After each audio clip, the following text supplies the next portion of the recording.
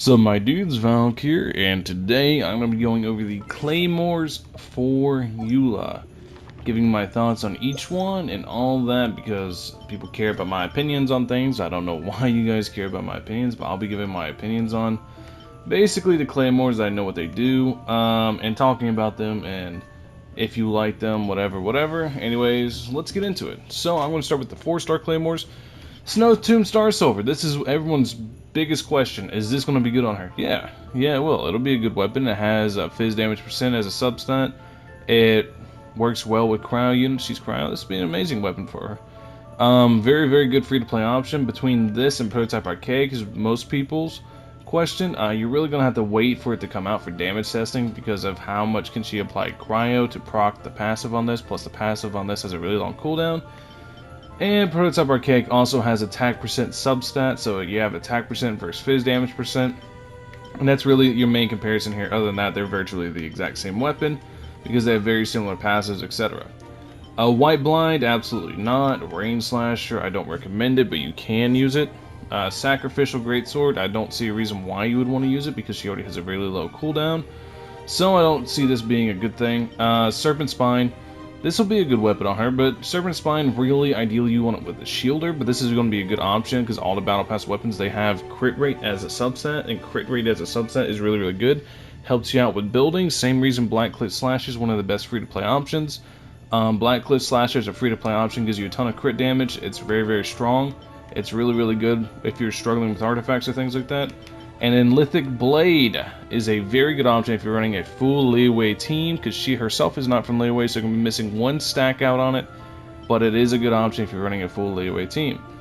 Now, as you can see, those are my opinions on the 4-star weapons. We didn't go over Bell or Favonius because they're basically the same thing. As Sacrificials, it's just why would you do it? I don't see a reason where you would want to run them, but you can if you want to. Favonius would give energy, but I don't recommend it because she's going to be a main DPS option instead of somebody that wants a lot of ER. Royal Greatsword. The Royal series as a whole, I do not like.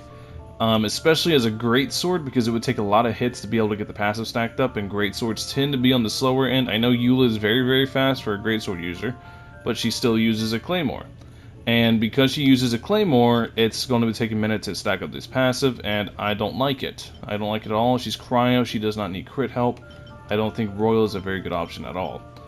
And then we go down to the 5-star weapons. I'm going to be the first to tell you guys, every single 5-star weapon you see here, every single 5-star Claymore is absolutely cracked.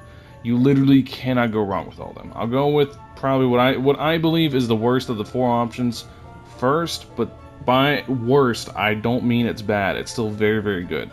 Unforged. Unforged is really strong. Gives you a ton of attack, but you need a shielder to go along with it. That's the only downside to it. It also looks kind of weird. That's just my opinion. It doesn't look like it belongs in the game, right? I don't know. I'm the only one that thinks like that. But yeah, Unforged. It gives you attack percent substat. It's just attack stacking out the wazoo.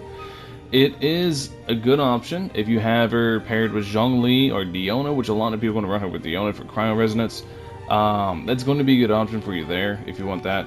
Skyward Pride, if you guys don't know, whenever you ult with Skyward Pride, the substat is Energy Recharge, which isn't ideal, but whenever you ult with Skyward Pride, it summons down Vacuum Blades that deal damage over time.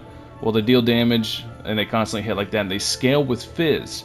And because of that, it's going to be very powerful with Eula. Skyward Pride is going to be a very strong weapon with Eula. It's a good option if you have it.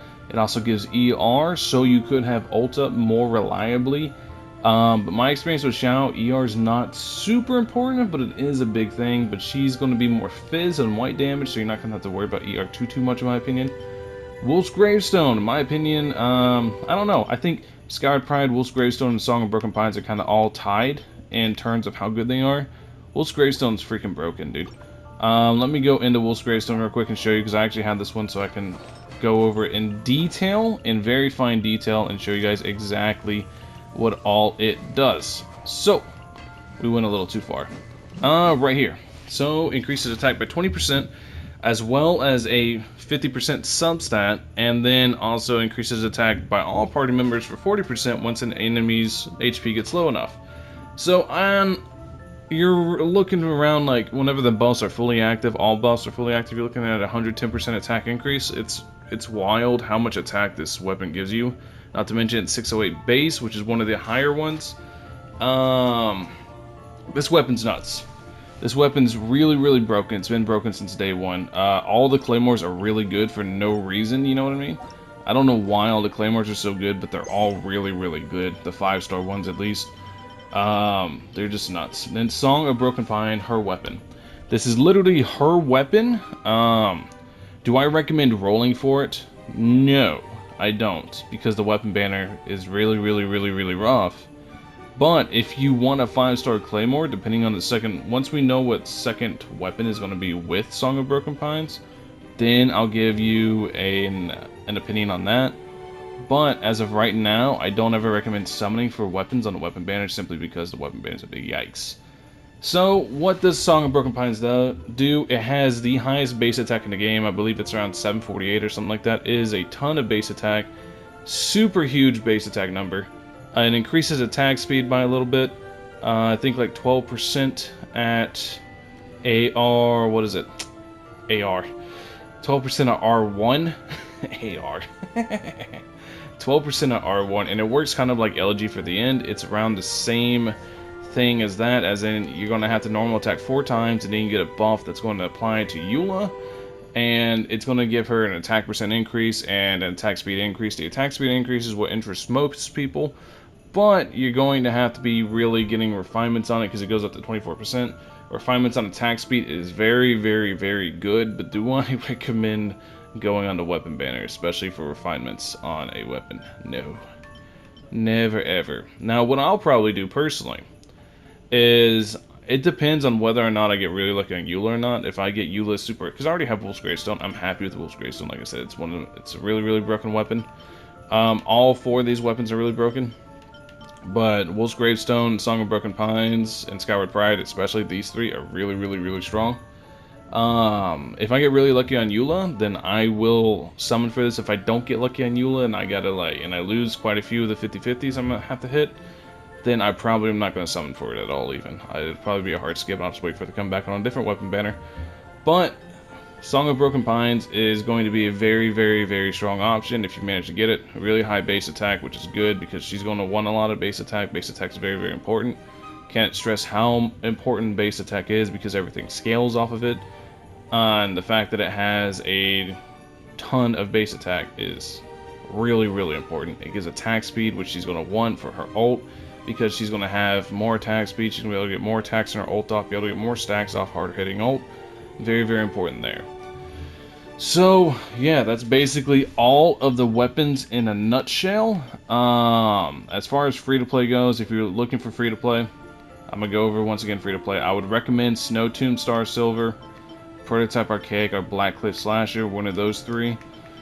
Snow Tomb's definitely going to be the easiest one for you guys to get because it's craftable. It's a pretty okay option. I wonder if I don't know if I scrapped it or not. I tend to scrap a lot of weapons I don't use. Let me see. Did I? No, I didn't actually.